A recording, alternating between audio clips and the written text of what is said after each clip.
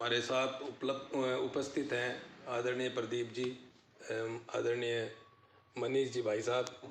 ये अब बताना चाहेंगे कि पीके क्लब का जो कोरम था, तो आज के 8 साल पहले हमने जो इस क्लब को स्थापित किया था, और उसमें कुछ हमने इसके प्रावधान रखे थे कि भाई इसका क्या मतलब एक उपयोगिता रहेगी भविष्य में, क्या ये चल पाएगा।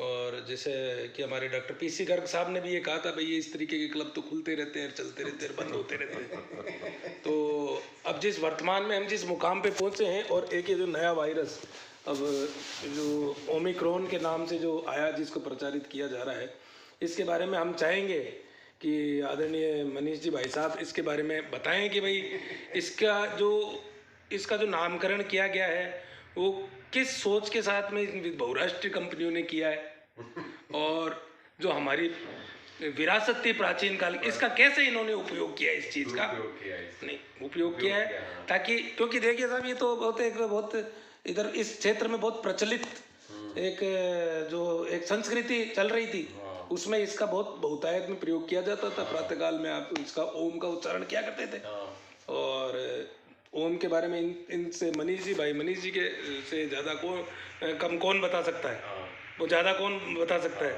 क्योंकि इनके तो चिकित्सालय का नाम भी ओम हॉस्पिटल है, और ओम एक मतलब एक जिसको हाँ, और उनको प्यार से ओमी भी कहते थे जी, और उन्हें वही क्रोधित हो गए दिखते मुझे लगता है।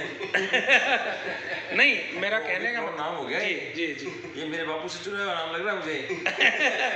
विदेशी कंपनियों का कोई इसमें हस्तक्षेप है, और मैं इसमें ये गड़बड़ है।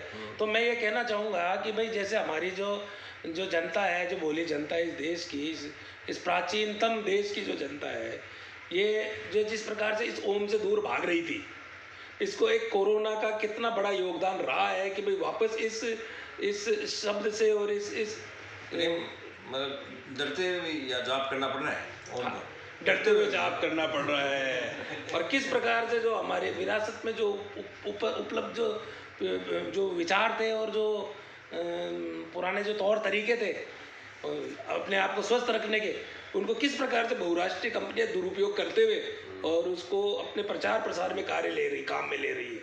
तो इसके बारे में आप बताएंगे मनीष जी भाई साहब। मैं तो बता ही दिया नहीं। ओम से दूर भागने की जरूरत नहीं है, मेरी तरह नजदीक आओ, ओम का जाप करते रहो ताकि ओम ही क्रोधित नहीं हो, और इससे बचा रहे आदमी।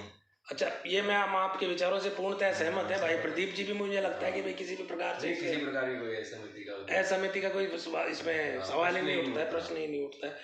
तो आप ये बताएं कि अगर आप बाबा रामदेव होते और इस जो इन्होंने नामकरण किया है इस वायरस के प्रकार का, तो मैं तांडव शुरू कर दे चुका होता अब तक। मैं इससे बिल्कुल सख्त नाराज हूँ। मैं अगर बाबा रामदेव होता तो मैं अपने वस्त्र ऊपर लांग बांध के अब तक तांडव शुरू कर चुका होता और ओम को साक्षात प्रकट कर चुका होता। और जहां तक मुझे लगता है शायद आप इस वायरस को इस देश में आने ही नहीं देते। नहीं जी, मतलब आने ही नहीं देते आप।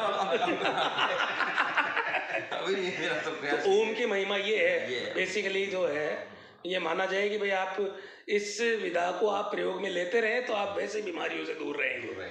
बहुत अच्छा, हमें आपसे बातचीत करके बड़ा अच्छा लगा।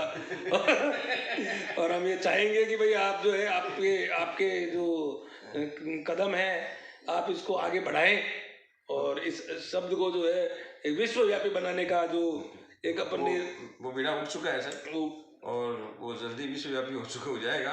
अभी भी 15-20 कंट्रीज में तो पहुंच चुका है, जल्दी 110 कंट्रीज में हो जाए, और उसके बाद में हमें विश्व गुरु बनने से कोई नहीं रोक सकता। जय ओमकार। जय